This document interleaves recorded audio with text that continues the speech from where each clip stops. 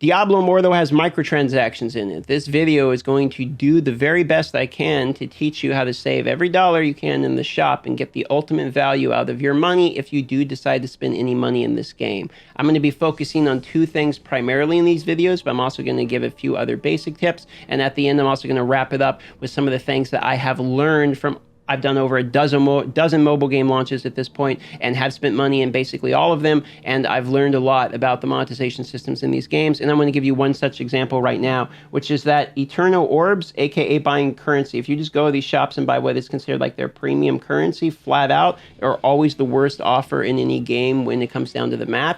So these are absolute. If you're welling and you have nothing left to buy in the game, this is when you start buying these types of things. In this game, we're going to be focusing primarily on crests, and the reason why legendary gems can be hard to get, you can see the drop rates here. It can cost a lot of money to max out an entire set. So what we want is opportunities to snipe legendary gems at cheap price points.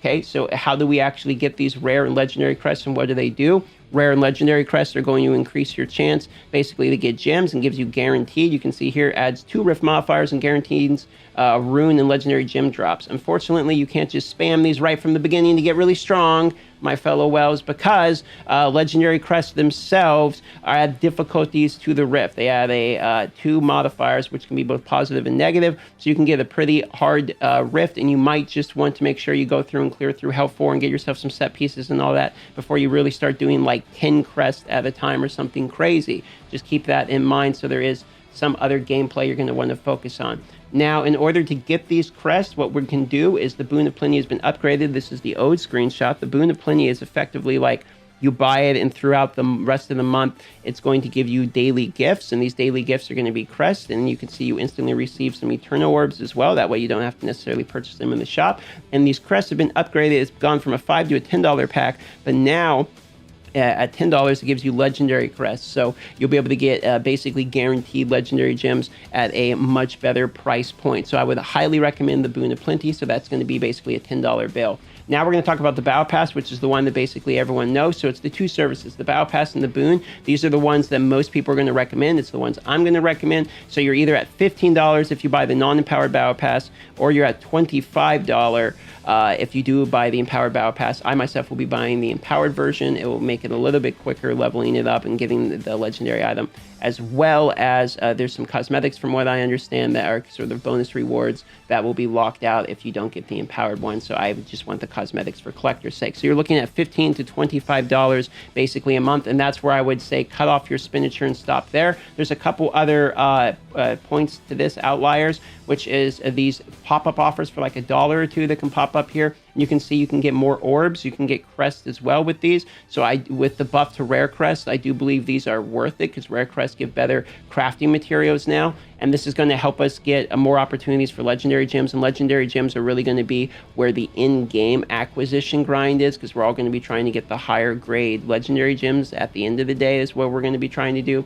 and this is going to be one such way to do this. Now, the Battle Pass is going to give you a selection of a legendary offhand. You probably want to go figure out your build so that you don't pick the wrong offhand. Keep in mind, you want to pick the offhand for its legendary effect, as you can use the essence transfer system in game to transfer those legendary effects to the next piece if that's what you need to do, if you get a better legendary piece that rose higher stats. So with that in mind, find the offhand you want for your build that you want and go grab that offhand.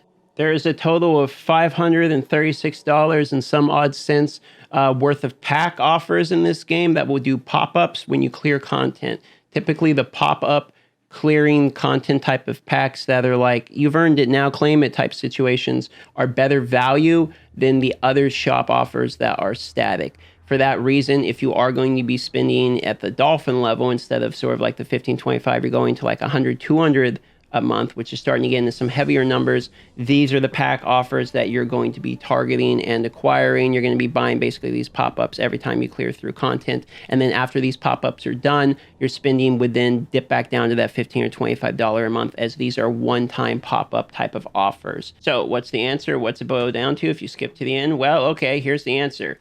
Battle Pass is the first thing you buy. Boon of Plenty is the second thing you buy. After that, pop-up offers that appeal to you if you're going to do it. And then never, If you can avoid it, unless you're an ultra mouth breathing well and you're just spamming legendary Crests somehow and going faster than time itself, then sure, you can buy the premium orbs out of the shop, but do not buy those, please.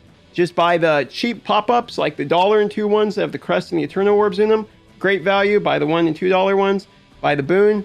Buy the Battle Pass. The other things you want to avoid, you can empower if you want to, if you really care about the cosmetics and all that. Other than that, honestly, if you want to know what I do with my money, instead of playing it on a phone, I would go buy a tablet, dude. If you don't have a tablet, don't spend $500 in the game. Spend it outside the game. Make your experience of playing the game more enjoyable with something that will be more enjoyable again with every game in the future you play. If you have a crappy device and you have been considering at all spending money on the game, don't spend it on the device. This seems obvious, honestly, but I've seen a lot of people play with $10,000 accounts on crappy phones, and it absolutely blows my mind. Go get yourself a controller. These controllers are supposed to be great, by the way. Get a Razer Kishi. It will clip on to either side of your phone and be better. Get a new phone. Do literally anything else than dump the $1,000 into the game. There's other ways to enjoy it. Get a better chair so your back doesn't hurt. I could go on down the list. But if you're going to spend money in the game, the Boon and the Battle Pass. Love y'all. Hit the subscribe button. It's the red one down there. You already knew that. See you on the next video.